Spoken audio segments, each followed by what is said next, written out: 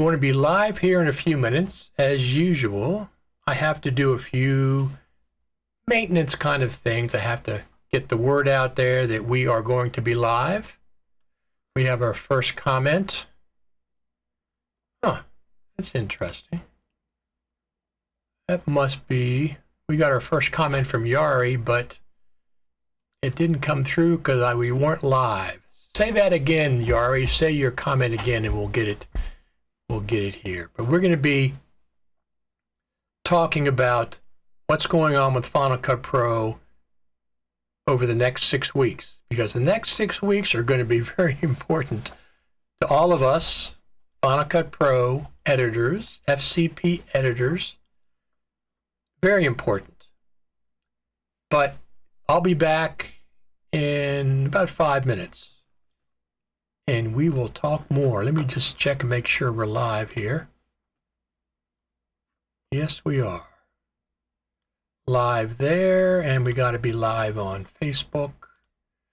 Check Facebook, make sure we're live on Facebook. Let's see. Yes, we are. We're live there as well. So we'll be back a few minutes, and we're going to talk about Final Cut Pro. We're also going to talk about this.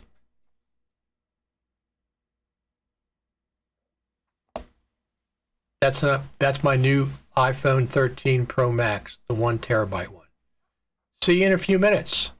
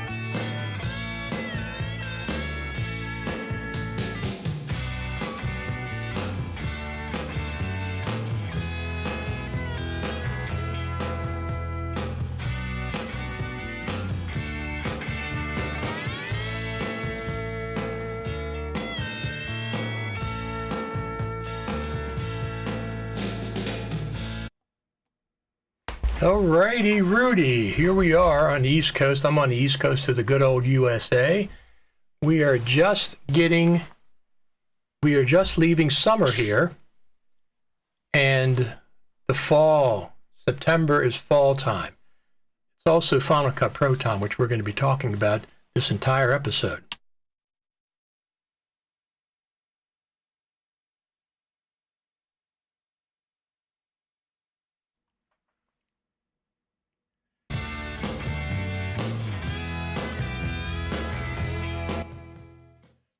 Let me see.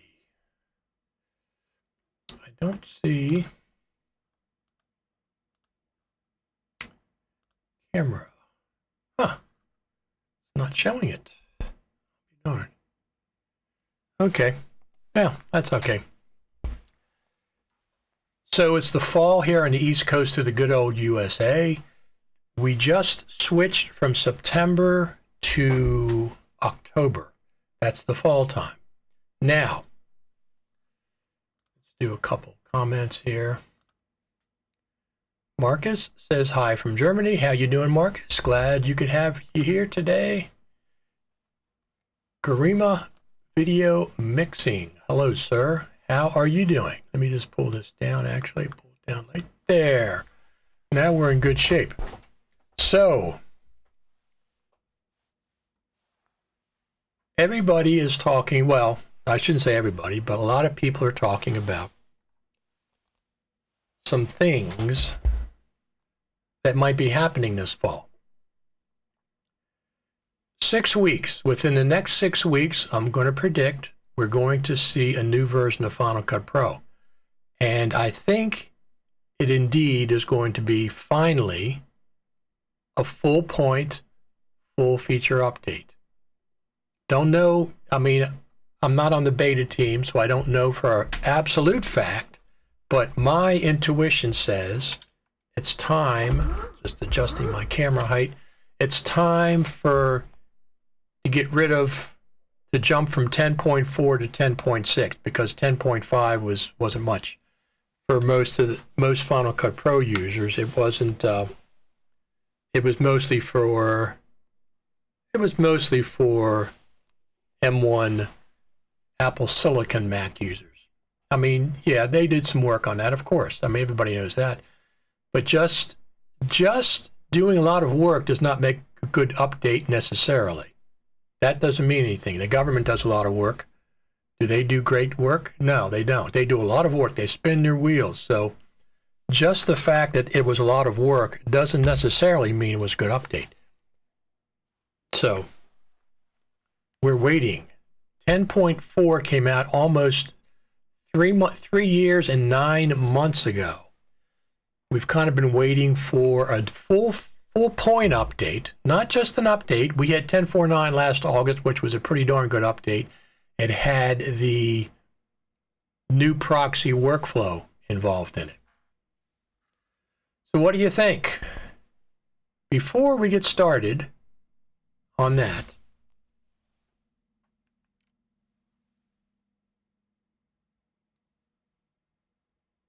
this is my brand new iPhone 13 Pro Max with 1 terabyte of storage. 1 terabyte of storage. This is the beautiful, beautiful phone. And I have to actually recommend a company. I have a screen protector on, and I have to recommend a company that has a great way to put a screen on these iPhones. We'll talk about that in a minute. Look at this beauty. 1 terabyte of storage. This phone is hungry for ProRes. It's very, very hungry for ProRes. Put it over here. I have a very thin case on it right now. So I'll be curious if they do the ProRes update at the same time they do the Final Cut Pro update. Maybe. I think that's gonna be an iOS update. Our friend Gert says, hello, Richard. How you doing, Gert? Glad if you could make it. So, let me just also say next week, I think Wednesday, we're going to have two very special guests on. Am I going to announce them right now? Yeah, might as well. Let me see what it says. Well, I hope they add the new feature so people can handle the iPhone footage and also have a lovely audio mix. Audio mixer's coming. An audio mixer's been in the works for years. They just, for whatever reason, they haven't implemented it yet. I know for a fact there's an audio mixer coming in Final Cut Pro. It's been there for a long, long time, as other things have been that they haven't released. Yari says, "Hi, Richard, and greetings from Helsinki, Finland. How you doing, Yari? We're glad to see you. Glad to see all of our friends from around the globe." So let's do this first. Have a little fun before we get into the Final Cut Pro stuff. This is my unboxing video. It's just about a minute long. You can put up with it.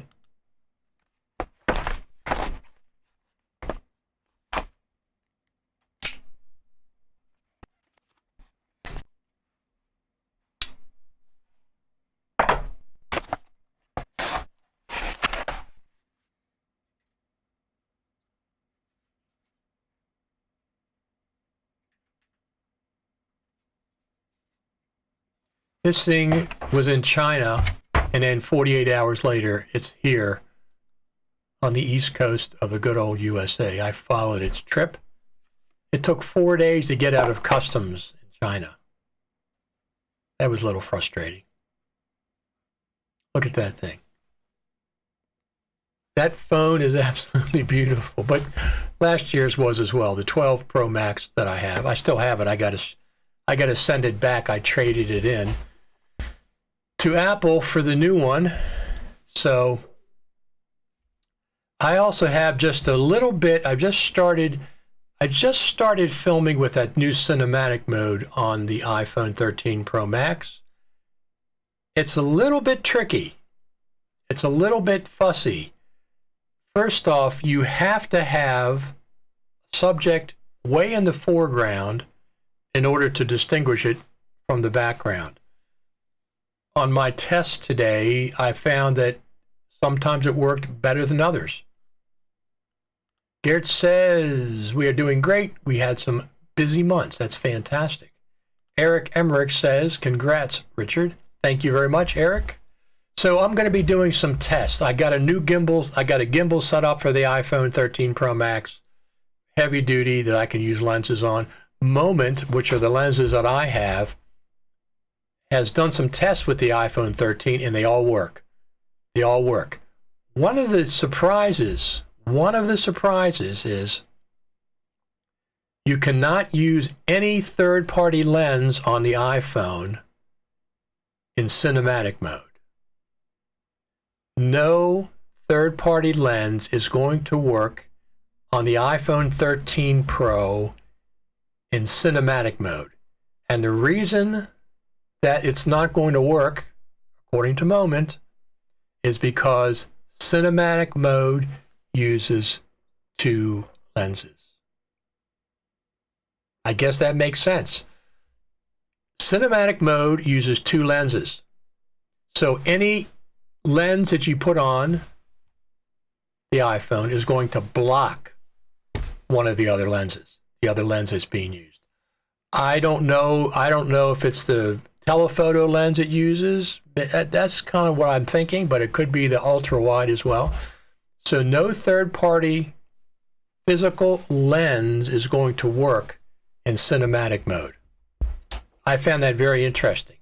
That's what Moment said. But Moment said all the other lenses work.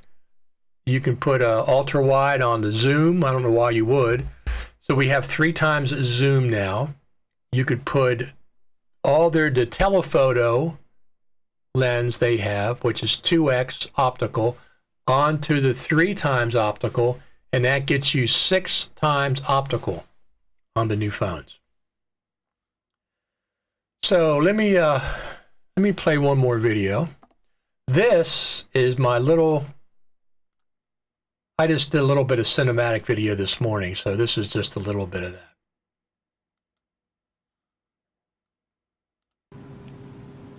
You can see the flowers are in front, in focus, and then the focus switches to the flowers in back. Ones in front are a little blurry now. Here's a pumpkin, focus, back is blurry, this is a building, and now the back is it. This is a bridge down right off of Main Street, Sykesville. The bridge behind me actually crosses over from Carroll County to Howard County. Tapsco River, that's the dividing line. As you can see, it's blurred over there right now because the camera is focusing on me. These are just some tests that I did for the cinematic mode this morning down in Sykesville, Maryland, where they filmed. Right there on Main Street is where John Waters filmed Cry Baby.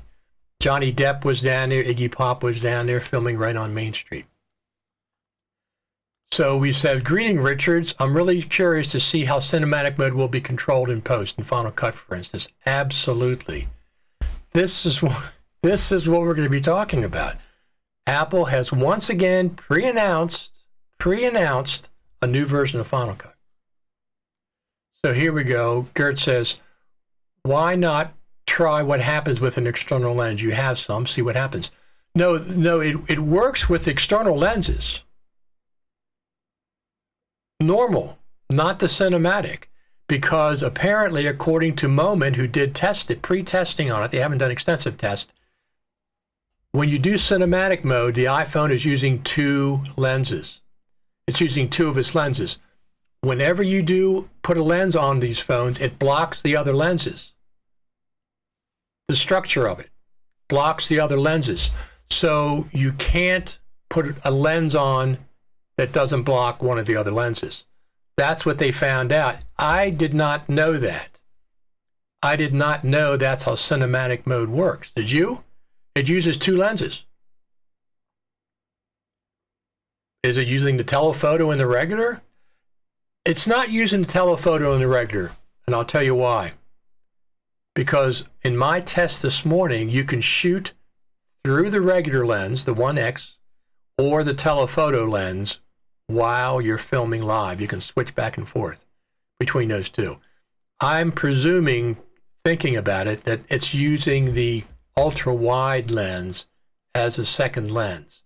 So if you put a lens on one of the other two lenses and it partially blocks the ultra-wide lens, it's not going to work.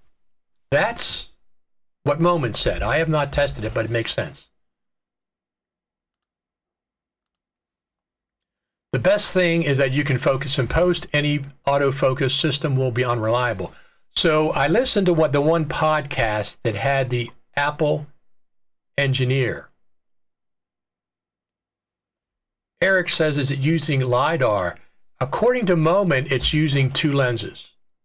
It may be using LiDAR as well, but according to Moment, it's using cinematic mode is using two lenses. That's what they said in their testing.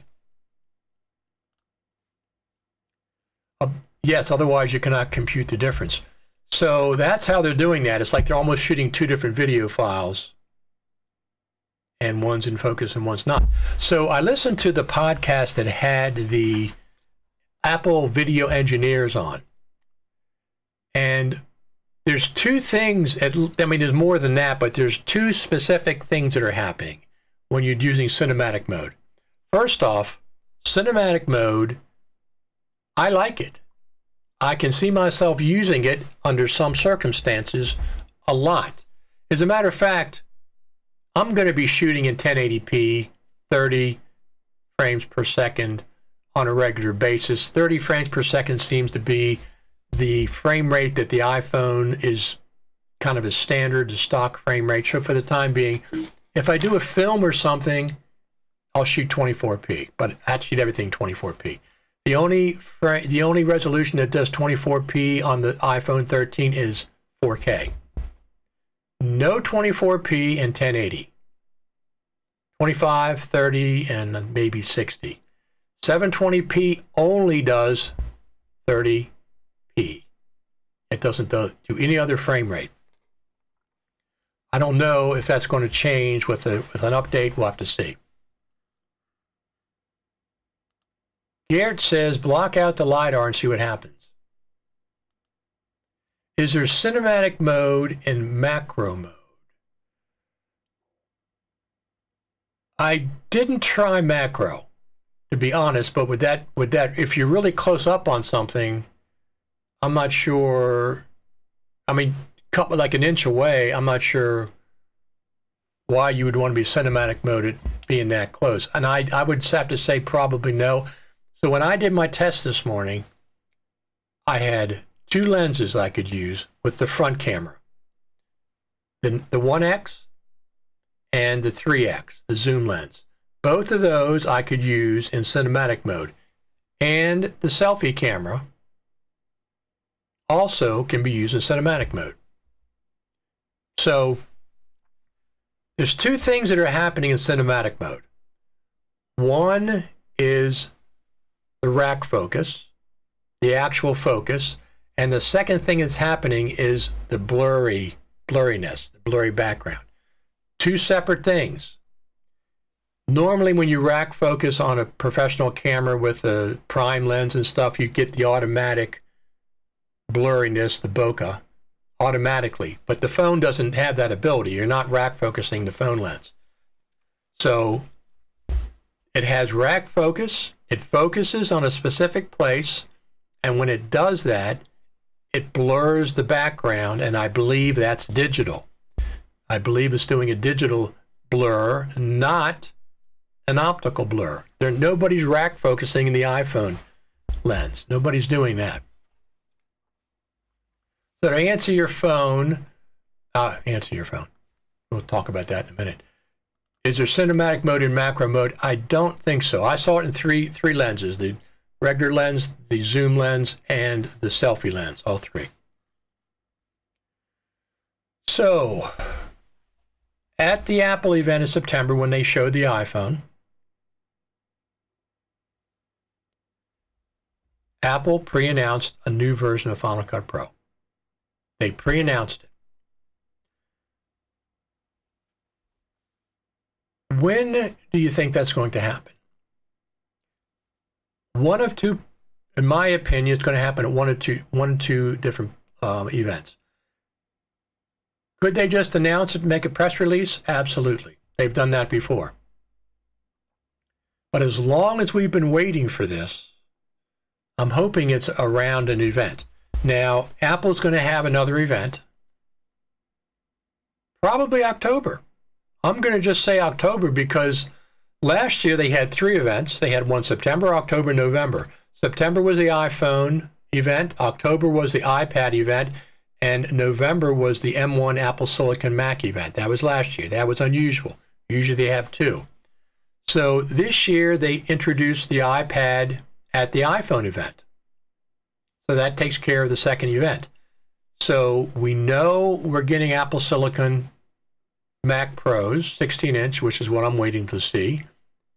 Probably a Pro version of a Mac Mini at the same time. I don't know what they're going to do with the iMac.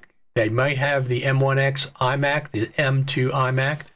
They might have an iMac Pro, even though they said they're not doing another iMac Pro. It'd just be the iMac, the 27-inch or the 32-inch, whatever they're going to do with that. And that would be tempting. That would be very tempting to get. At this point, I'll be curious of the Mac Mini. I'm calling it the Mac Mini Pro and the Mac 16-inch MacBook Pro.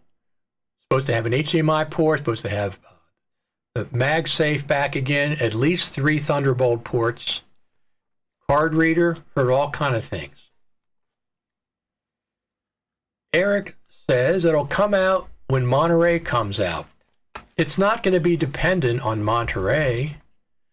That would be very, very unusual, and it would make a lot of people aggravated in the Final Cut Pro community. It's going to have to be backward compatible to at least Big Sur, if not Catalina and Big Sur.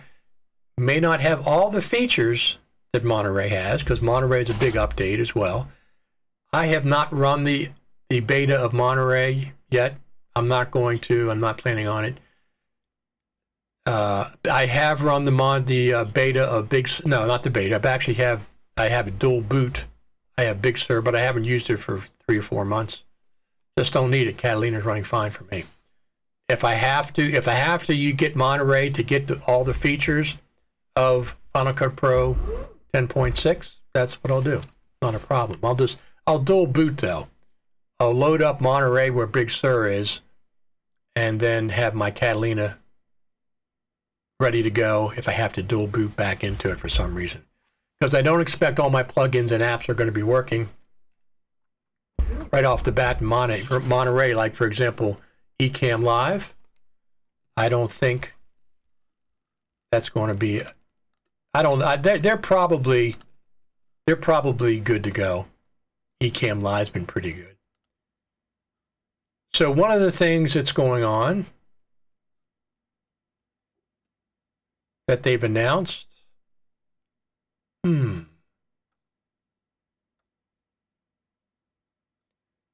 at the Creative Summit, which is coming up, is Vince Vaughn is going to be a speaker there this year.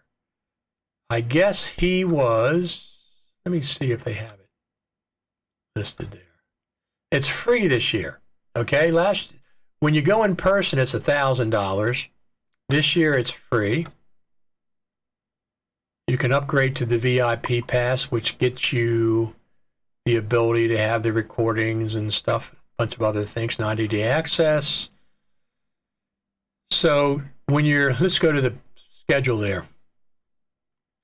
Sign up for free. Program 2021. So you can watch all of these things for free. These are all the things that are going on right now. But at some point, you have 2 things going on simultaneously, Room 1 and Room 2. You can't watch them both and grab what's going on for both of them. If you upgrade, see, there's second day, two tracks.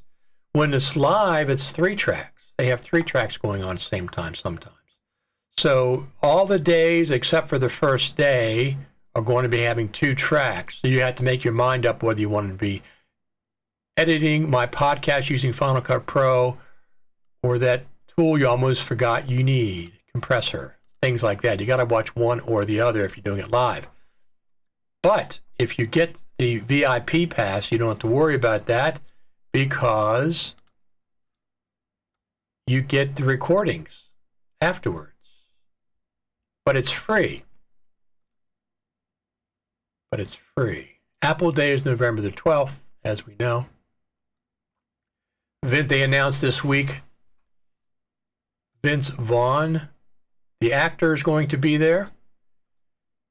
That's very interesting, to say the least. He's working with education, I think. I think that's what he's doing. As far as I know, that's what he's doing.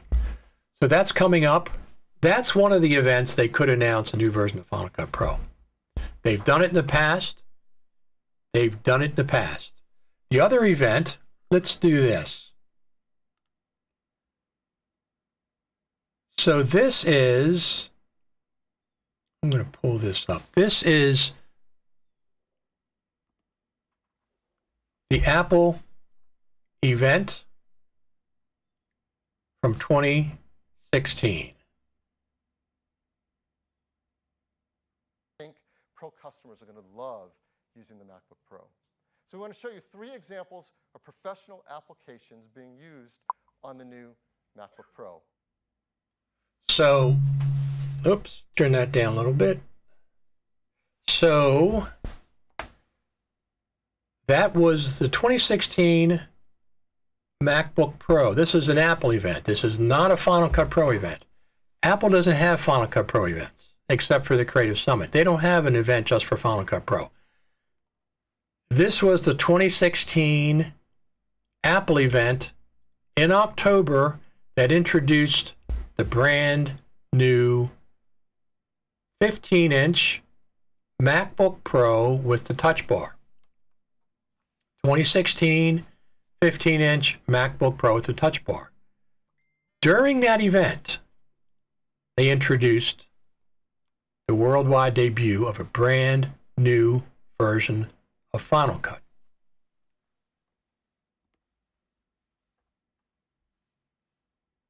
The first one, Final Cut Pro.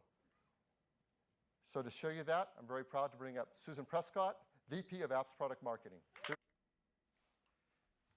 So Susan came up. I gotta turn that down. Susan came up. This is the new version of Final Cut Pro with a redesigned interface that looks great on the MacBook Pro. 2016 Apple event, October. Introducing the new MacBook Pro. And they just casually mentioned this is the new version of Final Cut Pro. It was 10.3. It was the day before the Final Cut Pro Creative Summit. The day before. I was on my way, coming from the airport to Cupertino. It was my first time in Cupertino. I was watching the live stream of the Apple event, and she goes, "Oh, this is the new version of Final Cut Pro."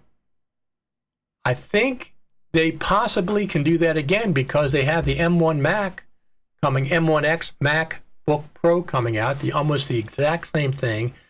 And I think they once again can do the new MacBook Pro and at the same event introduce the new version of Final Cut Pro 10.6.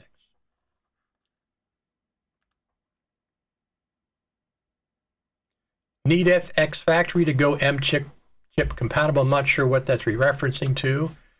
VP pass is good. You can watch everything afterwards. Exactly. Most of the talks are during midnight here. I need to sleep. Apple event I will watch because they might not record it. They always record. Oh, you mean no, they don't record the Apple event at the summit. They never have. They don't allow that. Will they do the same again with the new MacBook Pros? That's number one scenario. That's probably going to be in October. So Apple can announce it next week. It'll be the second week, or they'll announce it the week after. It'll be the third week. I don't think they're going to wait till November, although they could. If they wait till November, it's going to be right around the Final Cut Pro Creative Summit. That's what they did in 2016, and other ones, they've done the same thing. That's one of the scenarios. Introduce the new version of Final Cut Pro 10.6 at an Apple event. Now, it also could be introduced at the Final Cut Pro Global Summit because they've done that multiple times. They introduced 10.4 at the Creative Summit. They introduced 10.4.4 at the Creative Summit. And I think 10.3 was introduced the day before the Creative Summit. But of course, that's exactly what the Creative Summit was about, 10.3. So 3 major updates they've released Final Cut Pro around the Creative Summit. So that's the second scenario. First scenario, it's going to be introduced at the Apple event when they introduce the new M1X M2 MacBook Pros. The second scenario, the second week of November, they're going to introduce it right around the FCP Creative Summit. Now, they could introduce it right now if they wanted to with a press release or just release it in the App Store. They could do that, but I'm thinking what better way to highlight the new M1X MacBook Pros, the M2 MacBook Pros, than with Final Cut Pro.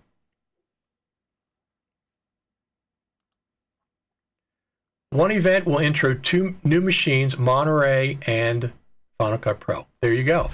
Now, they didn't talk about Monterey at the Apple event in September, did they? Did they talk about Monterey? I guess maybe, I don't remember. Somebody let me know if they talked about Monterey at the Apple event in September, the iPhone event.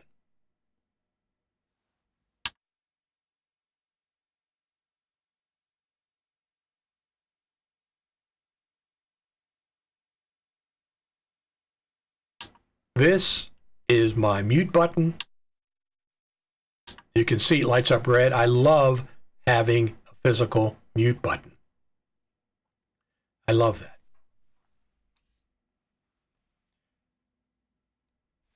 I want to show you this again. You haven't seen it enough.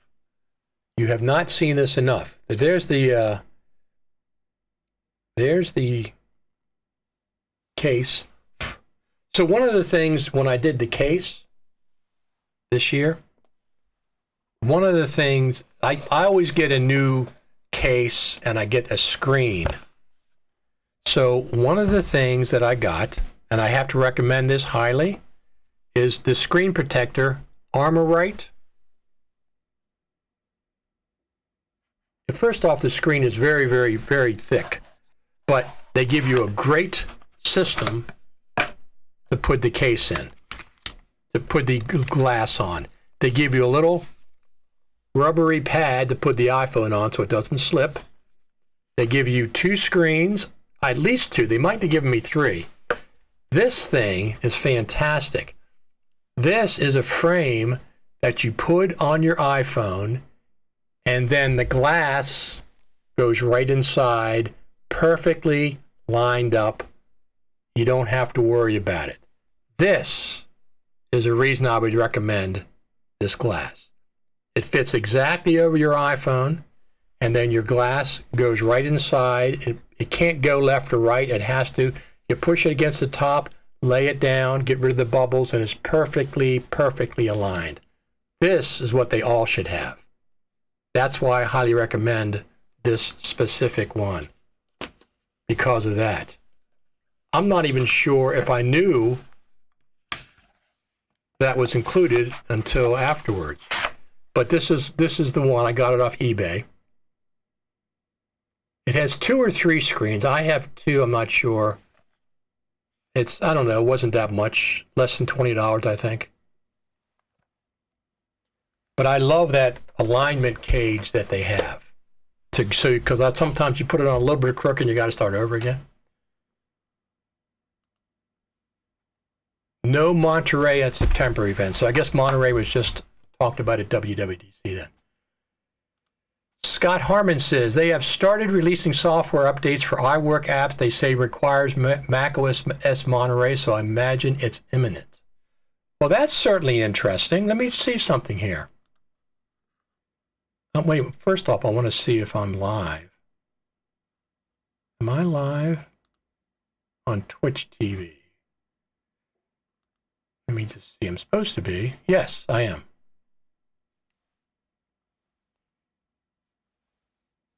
So we're on Twitch TV. Supposed to be. Yes, I am. I just started broadcasting there. I wanted to see if we're on.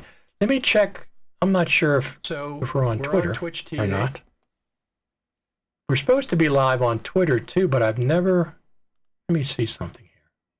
Oh yes, look at that. Wow. I think this is the first time. Let me see something. So it says Twitter broadcast. Look at that. Let's click on that. Wow. I didn't. This is the first time. I think this is the first time. Yes, this is the first time that it says Twitter. We've been broadcasting to Twitter specifically. Let's click on that. Wow. So it's Twitter specifically. It's worked. It works. So we're on 4 different. We're on Facebook, YouTube, Twitter Live, and we're on Twitch TV Live.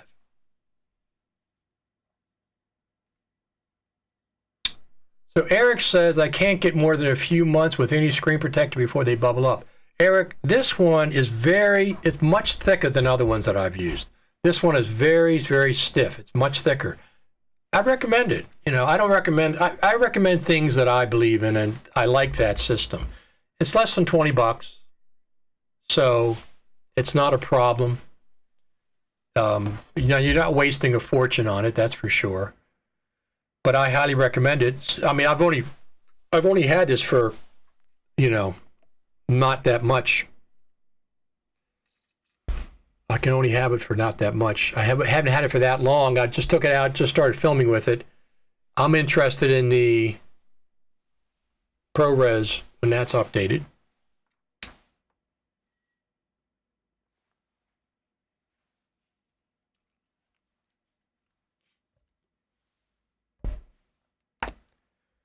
So that's what's going on for the fall. Now, I have a new episode of Final Cut Pro Radio out, came out yesterday.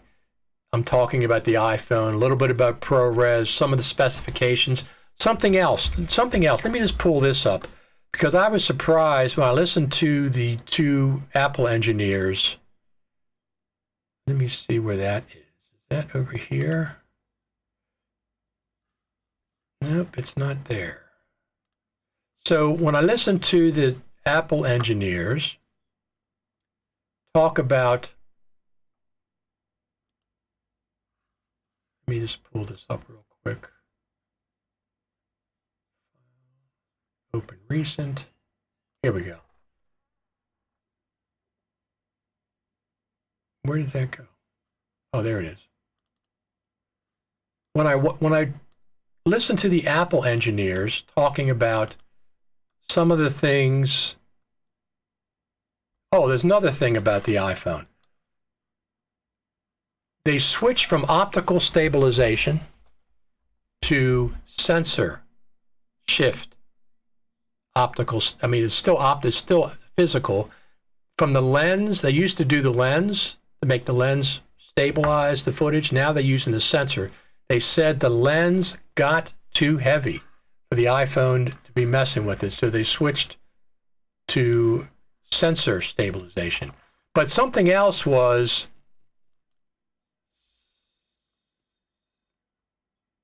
so it's supposed to be better in low light. I haven't really tested that yet.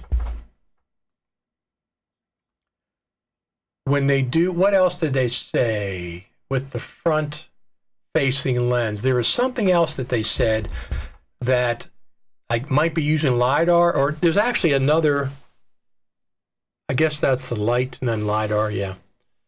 Something they're doing that's helping with the filming from the front. I don't remember if it's the, they were talking about the zoom lens or whatever.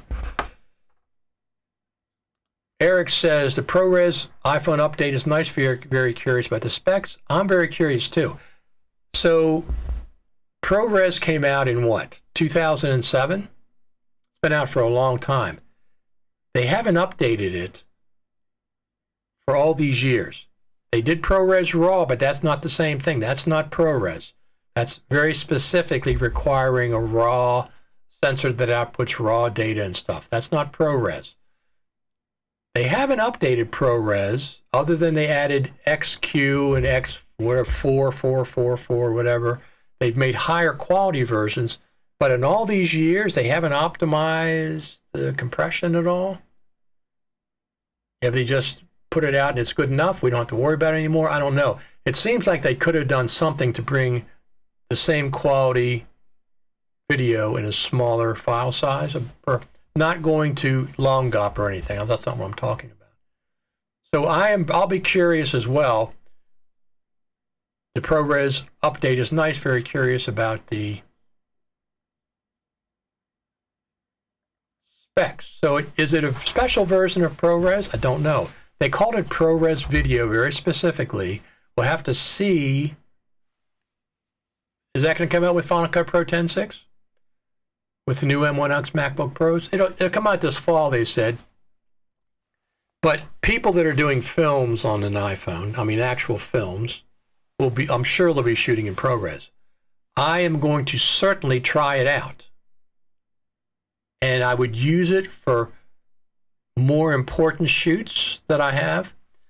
One of the things that people have been saying, well, how are you going to get those large ProRes files off of your iPhone? Via the Lightning port? And then they go, ha, ha, ha. Yeah.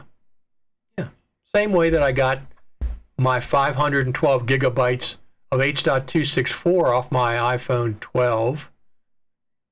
Data management is data management. Whether you're data managing H.264 or you're data managing ProRes, it's still the same as far as transferring the data from it. The Lightning port is old technology, and I'm really shocked that Apple's held on to it this long. I guarantee you they're going to have a USB port next year. But they didn't do it this year, and it's a mixed blessing for me because I have my audio interfaces are all Lightning. My Pro audio interfaces, how I get audio into the phone, is all via Lightning. So, if they went to USB, I would have had to switch over to some USB configuration. Jeff Arbaio says, how do you like the quality of the video? I like it. So far, I've only got the phone for 2 days. So far, I like it a lot. The lenses are absolutely bigger on this thing. I knew that when I saw the, you can see that, you see the depth to them. They're definitely bigger. The cutout section, this section here is physically bigger. It's bigger than the other one for the LiDAR and stuff. So that, I like that. I like they're making beefier hardware. I really, really like that they're doing that because that's what professionals need. We don't need skinnier and lighter. We need beef.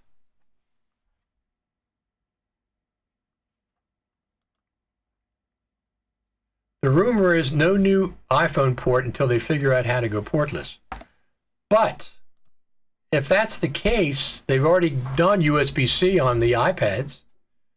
iPad mini has USB-C, and the iPad Pro has USB-C. So I think that's the way they're going to go. They may do both. We will see what happens next year. The 13 is beautiful, but I have plans for a bigger camera. I do too. I'll probably get another camera, but I'm waiting on the GH6, which should be out this 2021. Panasonic has pre-announced. I'm going to see that, and I'm going to compare that to the Sony A7S III. Those are the only 2 cameras that I'm really considering at this point. The GH6 would be a no-brainer, but it's got to do much better in low light. That's the biggest problem I have with the GH5. The A7S III is apparently, once again, a low-light killer. The A7S II was low-light, and that's very important this time. If I stick with the GH6, that's going to be the cheapest route to go because all my lenses are micro four thirds. So that's probably it. I don't need the GH6. I don't shoot with my GH5 that much. But if I go and get the GH6, I can keep all my lenses. There's no additional expenditure. If I go the Sony route, I got to change my lenses, at least some of them initially.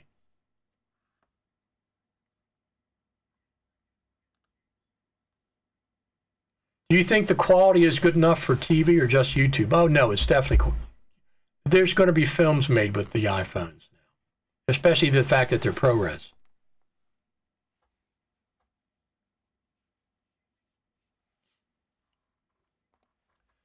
They've already made films with the iPhones.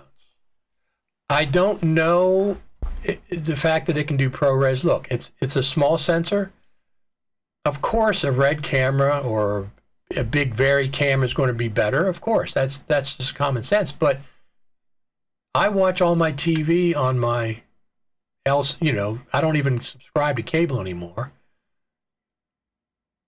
When I saw a film that was done on an iPhone, I really couldn't tell that much of a difference. So I think that the quality is absolutely good. I mean, technically, you can argue what you want. I don't care. A lot of conjecture that the new DJI Mavic 3 drone will shoot ProRes when it comes likely November makes sense if the phone can pull that up there again. If the phone can shoot ProRes, then DJI can make it work. I think, okay, DJI Mavic 3, that's going to shoot ProRes RAW probably.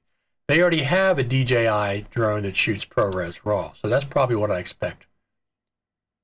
Portless transport of 1 gigabyte internal memory is pretty much a hassle.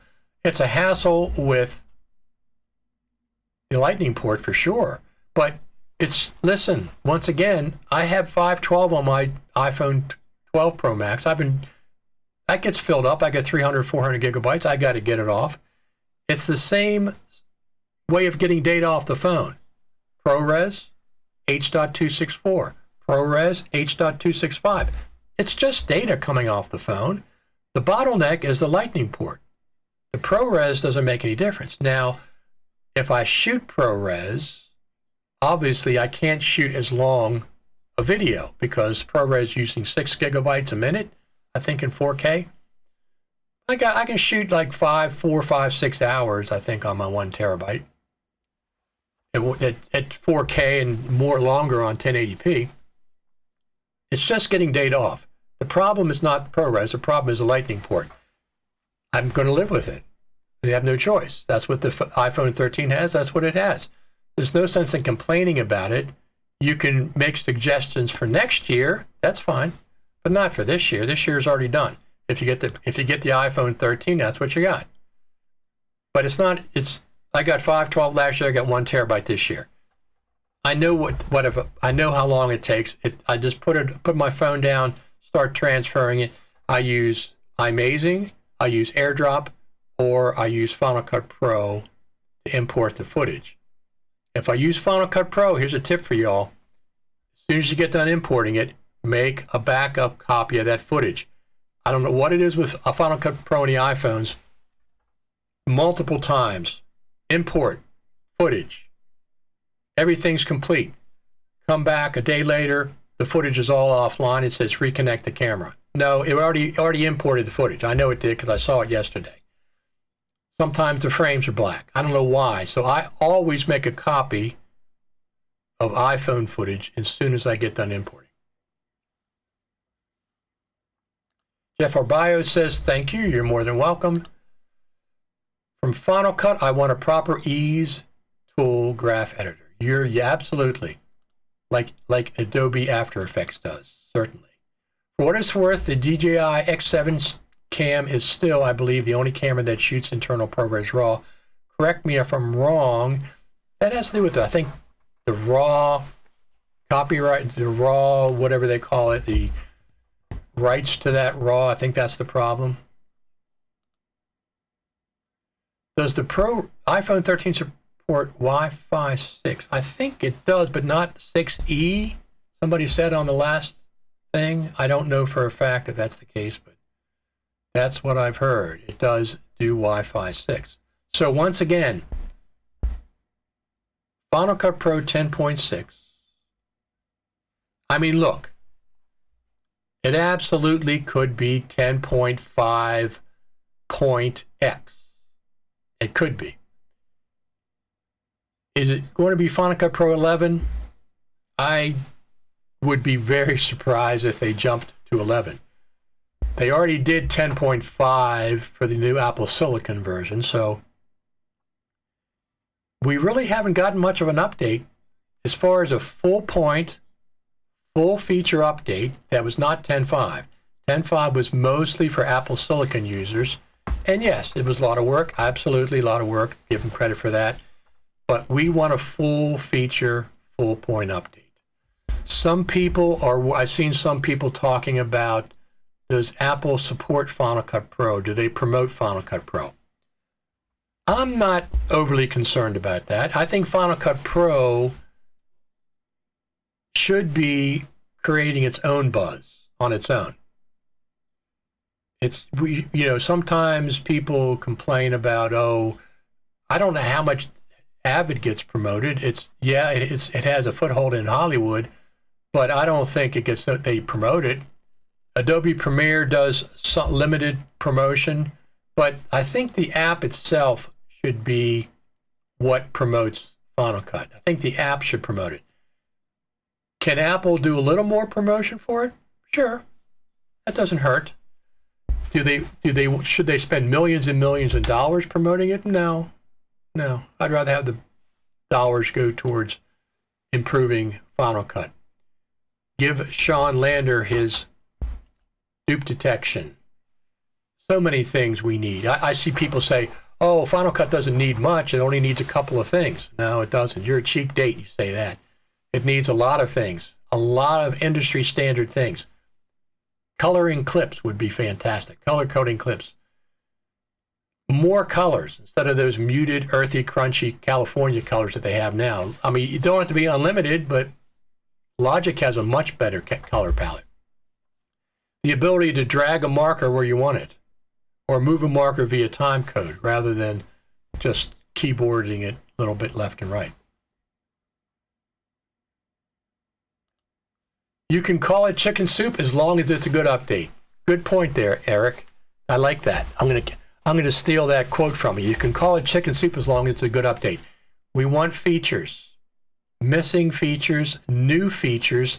Here's a couple of things that I'm sure of. I'm sure it's going to be reworking the audio. A mixer of some sort, a roles-based mixer, the ability to add compressors and stuff on a bus rather than compound clip. Double click it, open it up, close it up. It's just a very clunky way of doing it right now. When you double click a compound clip, it takes you to a whole new timeline. I don't want that. I don't want to have to go to a whole new timeline. Let me expand the compound clip right in the present timeline. Let me expand multicam clips in the present timeline so I can see the visual relation of where I am to the media. I don't want to be jumping to another timeline over here and jumping to a timeline over there. Annoyingly, Apple seems to promote Resolve as much as Final Cut Pro.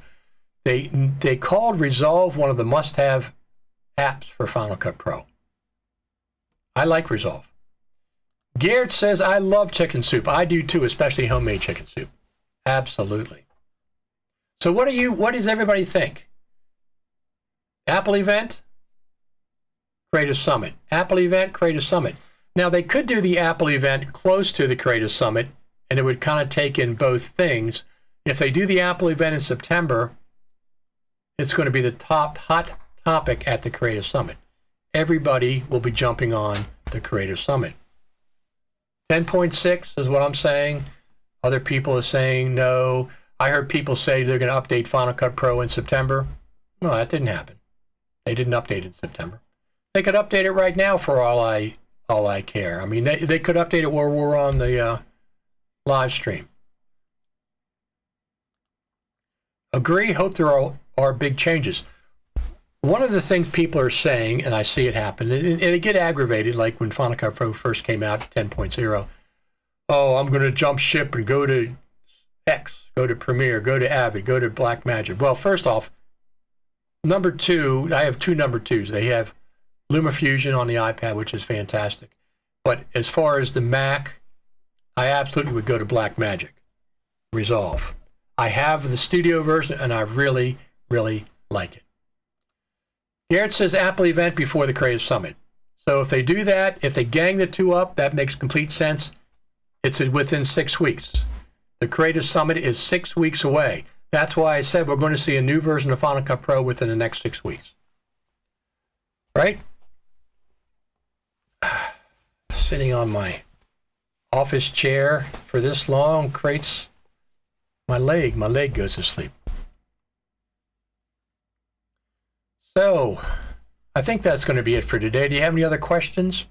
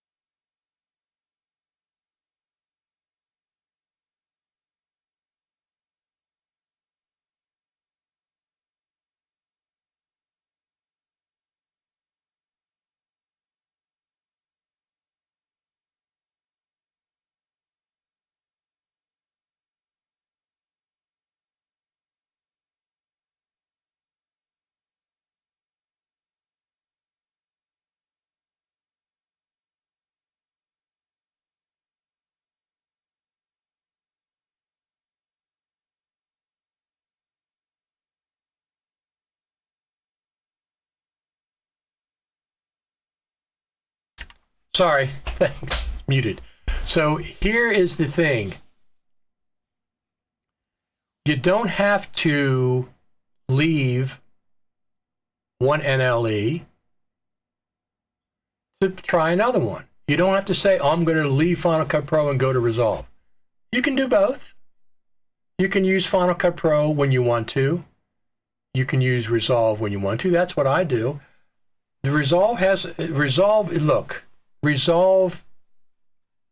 the amount of updates they put in Resolve are absolutely incredible.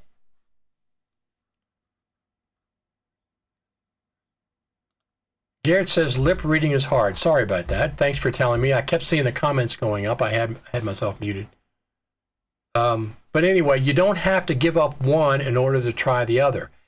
If Final Cut Pro 10.6 is not what you were looking for, use Resolve. Use the free version. I wouldn't recommend Premiere because the way Adobe does subscriptions, they get you for the rest of your life. You can never stop paying them if you want your software to work. That's the biggest problem with Premiere. Avid, I'm not sure what they're doing. They have a subscription model. They have buy it outright. Blackmagic seems a logical choice. I really like Blackmagic a lot. I use Tracks and Logic. Tracks don't bother me. No tracks don't bother me. I like both. I prefer the magnetic timeline of Final Cut Pro. I prefer that. But sometimes I put a track in, music track or a titles track with sequence markers that doesn't move. It's not magnetic. I do that in Final Cut Pro sometimes. So I have a music track underneath. I don't want it to be jumping around when I'm making edits in my primary. So I put an anchor clip at the beginning of the sequence, and I anchor the music to that. And if I want to do sequence markers instead of clip markers, I put a title across the entire timeline, and I anchor it to I put an anchor clip at the beginning of the sequence, and it doesn't change when I'm editing in the timeline. Both of those are stationary tracks. Can you name 5 things that you like on Final Cut Pro and 5 things you don't like? Oh, I like a lot of things. I like the magnetic timeline. I like keywords and the ability to search in the browser. I like the third-party support for plugins. I like the timeline index quite a bit. Things I don't like, I would say they need a much better way to organize effects and transitions. In the browser right now in Final Cut, you can drag and drop and create folders. You can drag things into it. I'd like to see the same ability in transitions and effects. Create a folder, call it Richard's Favorites, RT. I use RT a lot for Richard Taylor. I'd like to be able to drag and drop titles, customize titles, transitions into that folder inside of Final Cut. I know how to do it in the Finder. I don't want to do it in the Finder. I want to do it inside of Final Cut. So that's one of the things. Color code clips. I like the color code clips. Okay? I'd like sequence markers, not clip markers. Right now, the marker goes on the clip. Wherever you drag the clip, that's where the marker goes. I'd like that, but I'd like the ability to have markers along the sequence that stay put at 1 minute, 2 minutes, 3 minutes, whatever I like. There's a timeline ruler at the top. There's plenty of space for that. So that's another thing that I'd like. I'd like the ability to color code markers, not just the 4 or 3 colors I have now that are job specific. I like the ability to color code them. LumaFusion and also Resolve. You can grab a batch of clips, color code them red. You can grab another batch of clips, color code them blue. You can search by the color. You can type in red and all the red clips will come up. You can type in blue and all the blue clips will come up. I'd like the ability to color code clips. I want to see an audio mixer of some sort. I don't like the clunky way of doing audio now in rolls and inside of compound clips in order to apply a compressor or limiter or noise gate or whatever you want to do. I want to be able to do that on a bus of some sort. Whatever they got worked out, It's coming. I would not be surprised to see that in 10.6.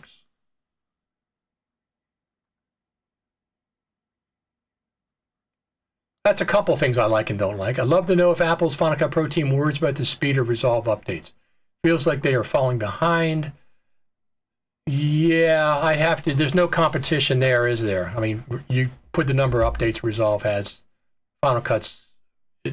Look, the last full number update we had was 10.4, almost 3 years, 9 months ago, something like that. 10.5 was not the one. They've had some good updates in between.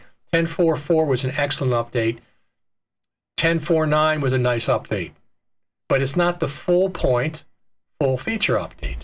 That's what we're talking about specifically. It wasn't 10.5. 10.5 was a marketing update to get Final Cut on board with Apple Silicon. I believe Apple doesn't worry one bit about Resolve or any other NLE. I don't know if they worry about them. They certainly, I was watching somebody from the Apple Final Cut Pro team when there was a demo of Resolve at the Super Meet 2019, 2018. I forget which one it was. It might have been 2018. And I was standing beside the person at the back of the room, and I was watching when, like, Resolve came up with a,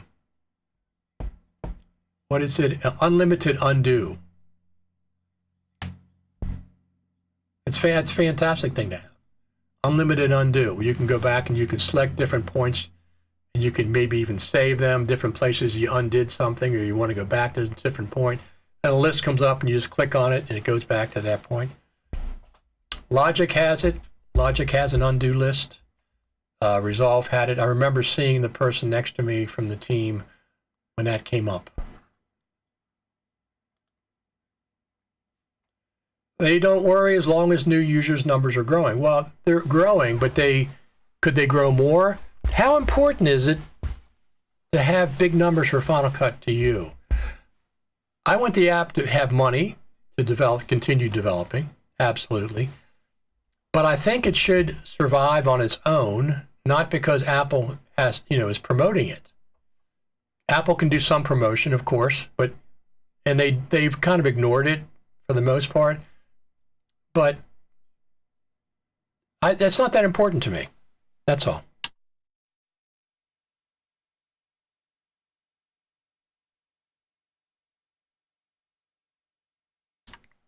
Just like the iPhones, Mac OS, Macintoshes, all those products that Apple has works. They all get, when there's a new phone out, it's just the world goes crazy for a couple of days trying to get one. It's not that Apple's promoting it. It's that the phone is good. It's that the phone is really, really good. So Final Cut should be self-promoting for the most part. A little nudge from Apple, a little bit of promotion from Apple is fine, but I don't want Apple to be doing ticker tape parades for Final Cut. That shouldn't be necessary. The app should be good enough that people want to use it on its own. Now, education is fine. They can educate people. People say that you can't use Final Cut for television or movies. Wrong. If you say that, you're absolutely wrong. It's already been used for multiple Hollywood movies. It's used for television all the time. So that kind of thinking is just irrelevant. It's inaccurate and it's wrong. Could Apple promote that a little bit? Yes. But I don't want to see big horns coming out blasting Final Cut, Final Cut, Final Cut. Final Cut should live or die on its own.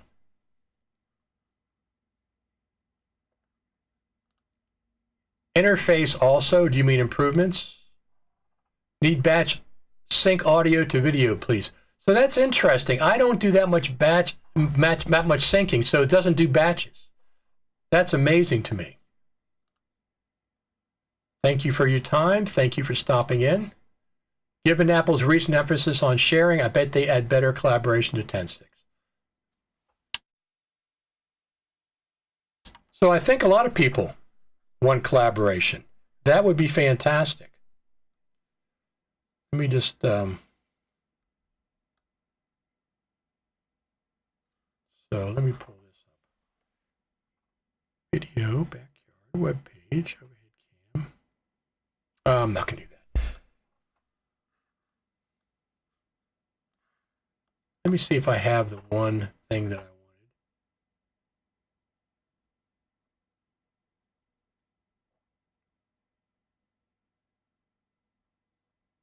I think we're going to be just about finished for today. I just wanted to jump on here and talk about Final Cut Pro 10.6. People are saying, oh, if they don't do this, I'm going to jump. If they don't do this, I'm going to jump. You know, I don't think you're ever going to be satisfied. Use Final Cut and something else. Do you have to stop one to go to the other? I don't. I can use both. And I will. If Final Cut 10.6 comes out, listen, I say this all the time. I am the eternal Final Cut Pro optimist. I'm always thinking that they're going to have a new update coming out, a big update coming out, and I'm always talking about it every time around the Creative Summit. And I think it's going to happen this year. If for some reason it's not as big or doesn't have the features, the exact features that you want, okay. Okay, I don't know what to tell you. You don't have to jump ship. Revisit it in 6 months or use, I recommend Resolve.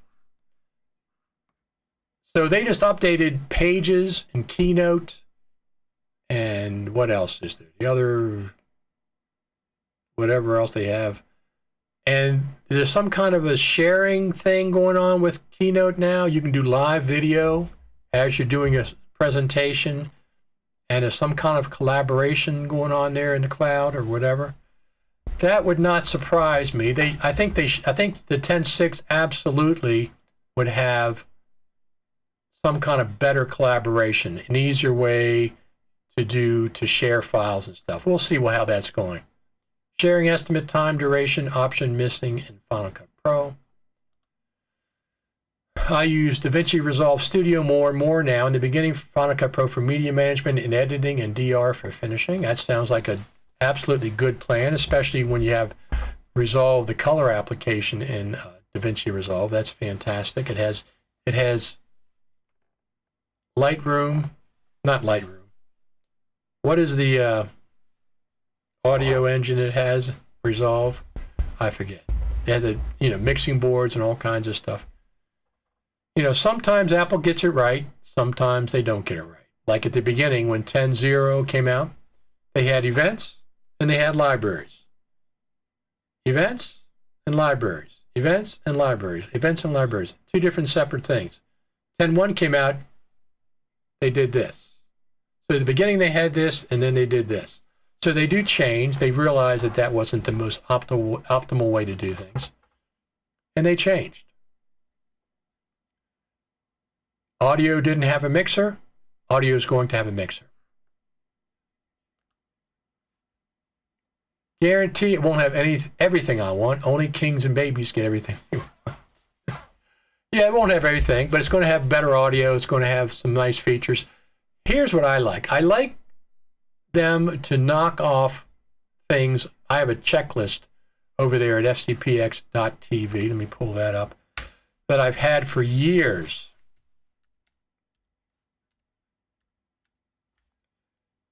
And to be honest with you, TV. Let me. I've had this for years, and to be honest, I've had this since Final Cut Pro version.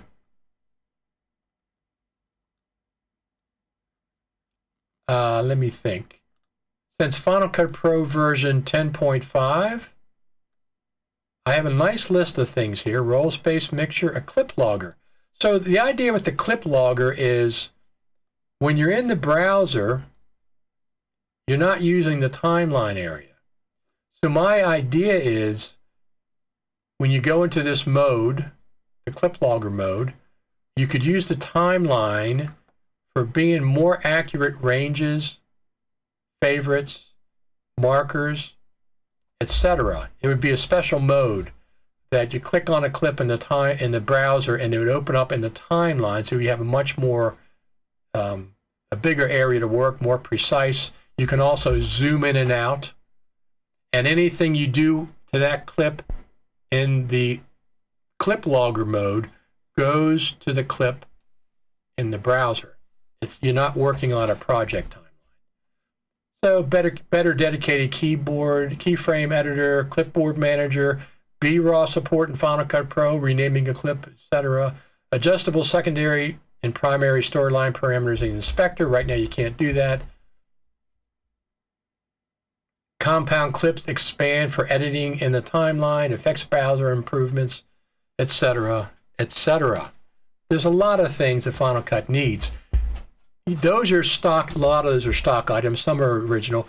One of the things that I recommended years ago was the ability to add a voiceover in, I forget what it was exactly. Oh, directly in the timeline or something, and they took it right from my list. They used to knock off 5, 10 items off my list every time. What I really like is when they surprise us with something new and innovative. Something so I didn't see that coming. So that's what I like to see as well. All right, everyone, I think we're going to head out of here. If you have any questions or anything, you can find me on youtube.com, Richard Taylor TV. Go ahead and do your surprises. Go ahead over there and subscribe, Richard Taylor TV. Twitter.com, Richard Taylor TV. TwitchTV.com, Richard Taylor TV. What else do we have? YouTube.com, Richard Taylor TV. Facebook.com. They're all the same. I keep Instagram. I don't think I've been on Instagram. I put maybe 2 pictures up there the whole time I've had the account.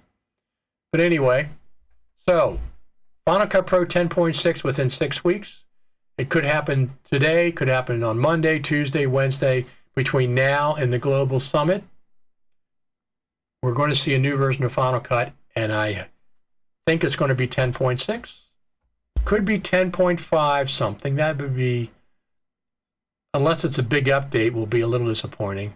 I don't think it's going to be Final Cut Pro 11. I think that's too soon for that. They've already made the jump to Apple Silicon with 10.5.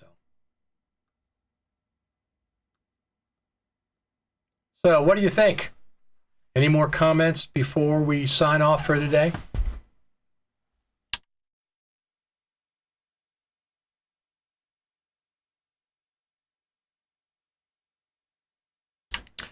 I'm excited. This is phenomenal. I just got it. I traded my iPhone 12 in to Apple. They're taking care of it for me.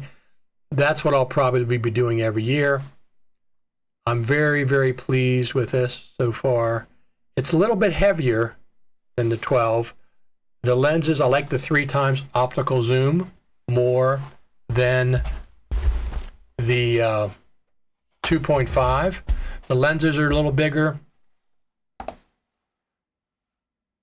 The cameras are a little faster, get better low light, better aperture, new features. I'm going to be playing with the cinematic mode. I kind of like that.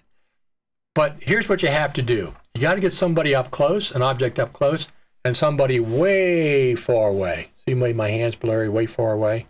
And then you can switch them. But you can't do like 2 objects that are only a couple feet away from each other. It doesn't work that well. I've noticed the limited amount that I've been using it, a couple of things you have to pay attention to. So I'm going to keep on working with that. I'm going to do a couple of videos on iPhone stuff going forward. I'm going to get my big gimbal that I have. I have 2 gimbal setups, a lightweight one and then a more heavy-duty one that takes lenses and pro audio. And I'm going to be demonstrating how I built both of those and why I chose either one. One's lightweight, is the Smooth Q3. It's like $90. It works really well. It has a light you can turn on and around. So that's my lightweight one.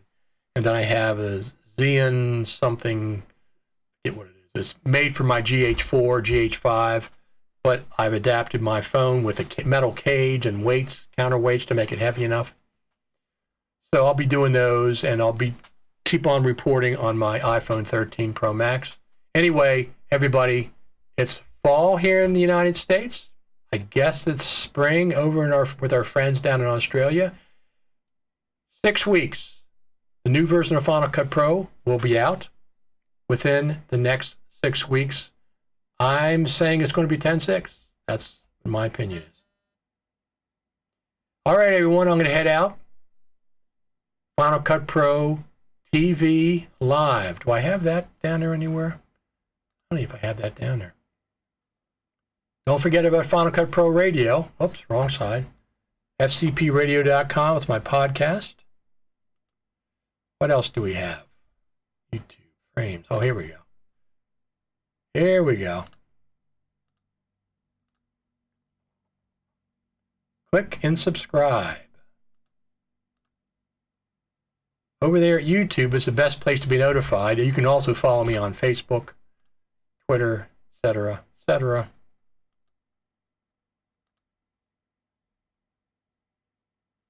All right.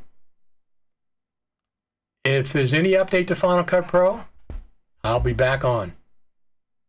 Try to get back on within an hour or two. We'll just talk about it. You know, there's no place for the group to get together live and talk about things, comment things. Here we can. All right, everyone. Thanks for tuning in. I will talk to you later. My name is Richard Taylor, signing off.